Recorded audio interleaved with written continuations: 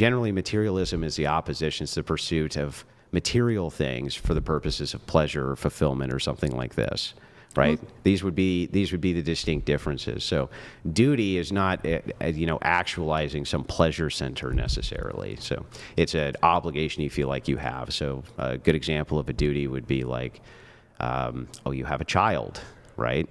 That you're in charge of. Let's say you're babysitting or something like that. You have some sort of duty to make sure this kid is fed, even if you have a bad headache or even if it causes you pain or even if you don't like doing it, right? The pursuit there is something greater than yourself, not just to material goods. So this is an empirical claim as to whether or not it would be good for society. And it seems like you're kind of... Why would it be empirical? Intermingling... Well, I can answer that question, but it seems like you're intermingling the idea of materialism with subjectivism. So if we say like, the pursuit of material things is good for society overall versus people believing that they have some duty outside of themselves, outside of their values or something like that.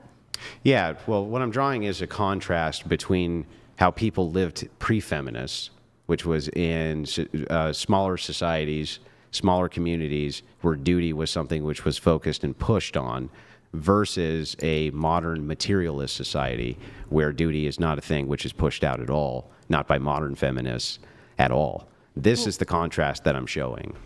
I actually would disagree that like feminists, at large or something like that probably don't say that you would have duties. Like I think that like feminists think that like women shouldn't essay other women. I think that they believe that women have that duty, whether or not they're talking like a subjectivist or whether or not they're talking like an objectivist or something like that.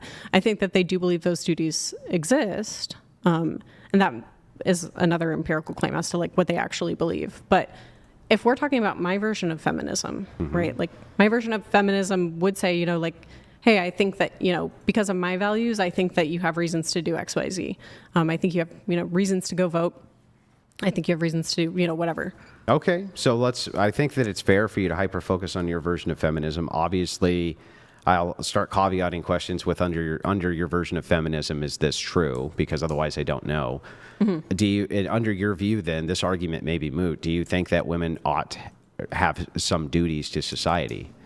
Some duties in under my worldview, yeah. I think that women should do things that are good for society per my values. What? Yeah, I think women should vote. They should? Yeah. Or they should have the right to vote? Well, I think both things can be true. Sure. Yeah. I'm just asking, should they actually go vote?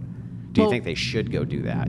Yeah, I think that women, oh my God. Like, do they have a duty to do that? That noise is so loud. Do they have a duty to that? Would I prefer them to? Yeah. I would prefer them to go vote. So they have a duty to vote. Should there be any consequences if they don't vote? No. Okay, so there's no enforcement of any duty there. No legal consequence, no. Okay, so then I guess what duty should women have where there's an enforcement behind it? Like, you don't do this duty, there's a consequence. Yeah, the same types of ones that men have. So if you have a child and you don't take care of it, you leave it malnourished, I think that you have a legal duty to do that. You should be punished in the same way that a man should be. Okay. So that's one example. Okay, so they have some ethical duties. What about societal duties? Well, that would be a technical societal duties. Maybe I'm not clear what you're looking for. Oh, I'm just looking for, jury duty's a duty, literally, right? As his name implies. That's like a civic duty or a social duty. I think they might have a legal duty to do that. Now, do they have a moral duty? Are they doing something like correct, bad right? to me? That's what I'm looking at. Is there a distinction there between the ethical and the civic duty? So I'm just asking, what duties do you think women socially should have in society? Legally or ethically? Legal, or both actually. Well, those are going to be two different answers, right? Let's start with legally then. Okay, sure, yeah. I mean, they could be things like legally, I think people should be held to go to jury duty. Legally, I think that people should be, prosecuted for crimes. I think they have duty not to commit crimes against other people. And that's both an ethical and a legal one. Mm-hmm. But the ones that apply to men generally, too. So I'm not sure what this question is getting at. Do men have a duty to protect women? Sure. Okay. I think people have a duty to protect other people when they can. Do women have a duty to protect men? Yeah, when they can. When they can, as they can. Okay. Of course. And this makes society good, right? Or yeah, better. I think people protecting people, it makes a society good. Okay. Do women have a duty to not be promiscuous? To not be promiscuous? What do you mean by promiscuous? Have sex with lots of different partners. That I'm not sure of. I don't know if people would probably say no. I'm asking you. I'm not sure. The answer was I'm not sure. You're not sure if they have that duty? Yeah, I'm not sure if they have a duty to society to not, sleep with multiple partners. Do they have a duty not to do sex work? That one would hinge on some empirical facts, like maybe if it caused like a lot of negative outcomes or something like that, and maybe like the benefits didn't override those negative outcomes. That might be one reason why I would say like, okay, well, they do have a duty not to do sex work. Do they have a duty to stay with their husband even against their own happiness for the sake of their children? I would probably say no in a lot of cases. Why not? Because I think that infringes on people pretty severely when you're in a scenario like that. There could be some negative outcomes for kids. Once again, that would be an empirical claim. That, like, the answer to that would hinge on some empirical facts. So if I were to give you empirical facts, and of course, during this little 2-hour debate, it's going to be impossible for you to go through any empirical data I would give you in a very, wide overview, right? But if you were given facts then that if women did stay with their husbands, even if they maybe fell out of love with them, they didn't really like him that much anymore, right? Or they really just didn't want to participate in the marriage, but they had children with him, right? And we saw the outcomes for children were way better if they stayed, even if it was at the expense of their happiness. Would you then advise women to stay? That depends on how much of a toll on their happiness it would take. I think falling out of love when someone... Let's say it takes a big toll on their happiness. I'm not sure that that's something I can give you an answer to, whether or not they have some ethical duty to do. That is probably going to be a case-by-case thing. I would have to look at, okay, well, how miserable is this person staying with this person, and how much of a benefit is it going to give their kids? And do they have access to the knowledge of how much benefit it'll give their kids to stay? So you don't know if they... I think in the general cases, they don't have an obligation to say, because I think the type of things that lead to divorce are pretty severe. And in a lot of cases... It's usually irreconcilable differences, not severe. I'm sorry? I don't think it's severe usually, actually. I think the things that lead to divorce or irreconcilable differences are not abuse. And it's not even money usually. It's just falling out of love. I just don't like this person, or I don't like their habits anymore, or things like this. But I'm not sure. I'm not sure falling out of love is always reconcilable. In fact, that sounds kind of miserable to try to force yourself to love someone. You're not asking it to reconcile and fall back in love, but whether or not they have a duty to stay with their husband for their children, for the sake of their children, because their children get far more desirable outcomes if they do. Right, but I think that there's probably something empirically there. There's probably a lot of distress that it causes somebody to stay with somebody that they don't love, and to not pursue somebody that they would in fact love. I agree, it causes them distress. That's what duty does, right? Yeah, Sometimes so you have duties I'm just to making things an which estimate. cause you distress. Yeah. I'm just making an estimate that no, they probably wouldn't have an obligation to do that. Now, you've dove into the stats then, so you know probably that when it comes to abuse of children inside of the home of single mothers, are you aware of where that usually comes from? Where the abuse from single mothers comes from? For the children.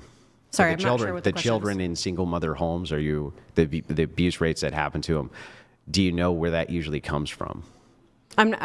You might just have to give the answer. I'm not sure what you're asking. So here, easy. Kid gets abused inside single mom home. Who usually abuses them? I would assume the parent or other siblings. No, it's usually... See, in these cases, it's most often step parents in single mother homes. Okay. Right? Puts them far more prone for abuse and for all sorts of different things. Now, this isn't to say that step parents are bad, because they're not, right? There's tons of great step parents out there. Nobody's making that claim. Only that if you are with your biological partner, right, or the parent, the biological parent of the children, that the rates of abuse drastically decrease inside those homes for those children. Period. Even if the parents stay and they're out of love with each other, they don't even really like each other. You see this often in religious marriages, religious institutions, where they'll stay on behalf of the children. The children's outcomes are generally speaking far and away better. Really quick, in 5 minutes, we're gonna probably do a prompt change, and then we're gonna read some chats. Okay. Yeah. So. Continue, but in 5 minutes we're gonna let a couple chats come through. Okay. Sure. How long have we been going? About over an hour, just a bit over an hour. Jesus. Yeah, it takes a long time just to untangle worldviews. It Yeah. does. There's Yeah. nothing you No can do trust about right We it. now. can stick on the feminism for a bit longer, but in 5 minutes we're going to let some No do a problem. little break. I need to have a smoke anyway, Okay. so that's all We good. have some Zen coming too. Good. Oh my God. Okay. Yeah. So the problem there is I think there would probably be a data collection problem there. When you have people who are remarried, it's probably easier for kids to report that a step parent is committing abuse versus a biological parent. A child might be more trusting of their biological parents, especially if they're still together. There might be covering up of abuse that's occurring, so that I might have some issues with like gathering that data and actually coming to like a conclusion there. But I would say that from Would something like multiple meta-analyses on that data do something to assuage your doubts? meta-analyses on the data that says that Step parents are more prone to abuse than the biological father.